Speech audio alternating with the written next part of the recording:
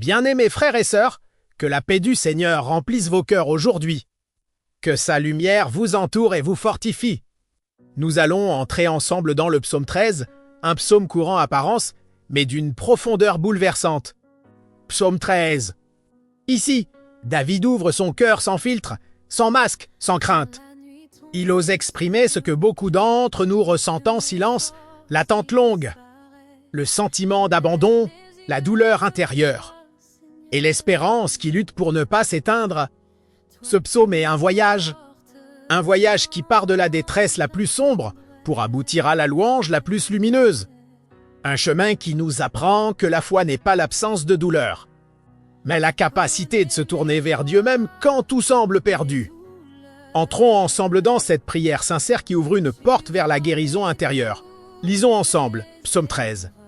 Au chef des chantres psaume de David, jusque à quand, Éternel? M'oublieras-tu sans cesse? Jusque à quand me cacheras-tu ta face?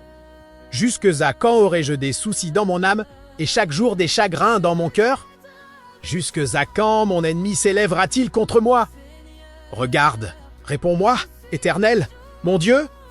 Donne à mes yeux la clarté, afin que je m'endorme pas du sommeil de la mort, afin que mon ennemi ne dise pas « je l'ai vaincu » et que mes adversaires ne se réjouissent pas si je chancelle. Moi, j'ai confiance en ta bonté, j'ai de l'allégresse dans le cœur à cause de ton salut. Je chante à l'Éternel, car il m'a fait du bien. Le psaume 13 commence par 4 fois la même question déchirante. Jusqu'à quand, Éternel? Ce n'est pas une question d'impatience, ce n'est pas un manque de foi. C'est la voix d'un cœur honnête qui souffre.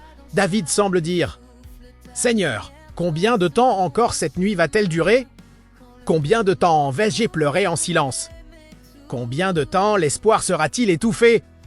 Cette répétition montre un homme au bord de l'épuisement émotionnel. Et nous aussi, dans nos vies, nous traversons des saisons où nous répétons intérieurement ces mêmes mots. Jusqu'à quand vais-je supporter cette épreuve? Jusqu'à quand cette prière restera-t-elle sans réponse? Jusqu'à quand vais-je me sentir seul? Mais ce psaume nous enseigne quelque chose d'immense. La lamentation n'est pas un signe de faiblesse. C'est un acte de foi, car pour dire jusqu'à quand, il faut croire que Dieu écoute.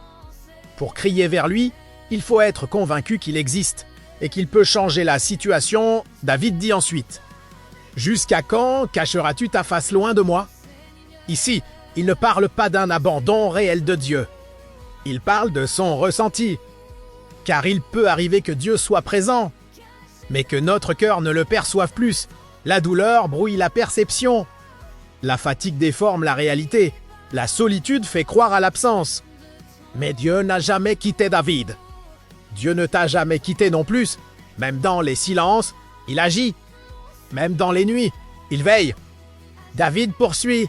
« Jusqu'à quand aurai-je des soucis dans mon âme et chaque jour du chagrin dans mon cœur ?» Ces mots décrivent une souffrance intérieure chronique. Une lutte qui ne se voit pas à l'extérieur. Un combat que personne ne comprend complètement. Ce psaume parle au cœur de ceux qui affrontent la dépression, l'anxiété, la fatigue mentale, la confusion spirituelle, les nuits blanches de l'âme. Et pourtant, David ne s'arrête pas à la plainte. Il passe à une demande précise.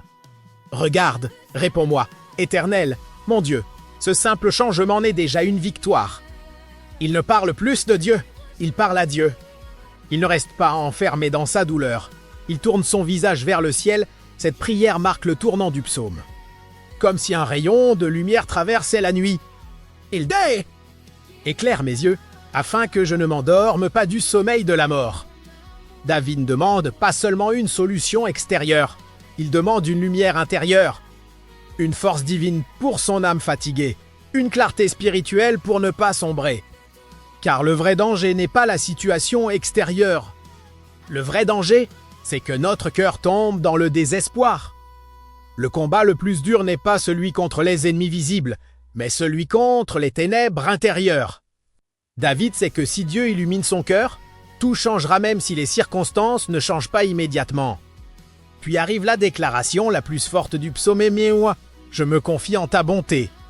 C'est une décision, une position intérieure, une réponse spirituelle au chaos. David choisit de croire que la bonté de Dieu est plus grande que son épreuve, la miséricorde de Dieu est plus forte que son silence apparent, l'amour de Dieu est plus solide que son découragement. Il dit ensuite « Mon cœur est dans l'allégresse à cause de ton salut. » Remarquez ceci, rien n'a encore changé extérieurement, mais quelque chose a déjà changé en lui. Il passe de la plainte à la confiance, de l'épuisement à la louange, de la nuit à l'espérance. C'est cela, la puissance du psaume 13. Dieu n'attend pas que tout soit réglé pour mettre la paix dans ton cœur. Il peut t'apporter une joie intérieure au milieu même de la tempête. Enfin, David conclut « Je chanterai à l'Éternel, car il m'a fait du bien. » Il parle au passé.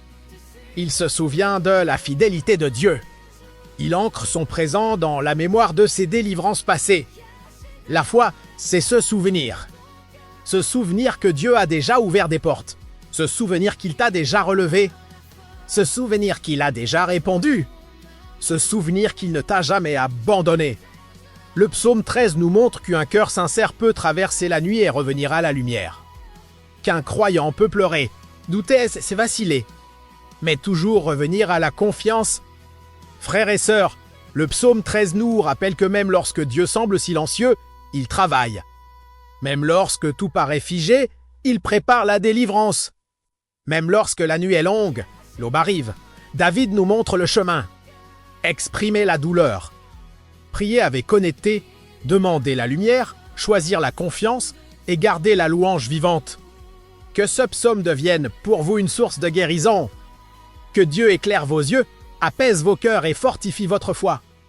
Que sa présence vous accompagne dans chaque saison de votre vie. Amen.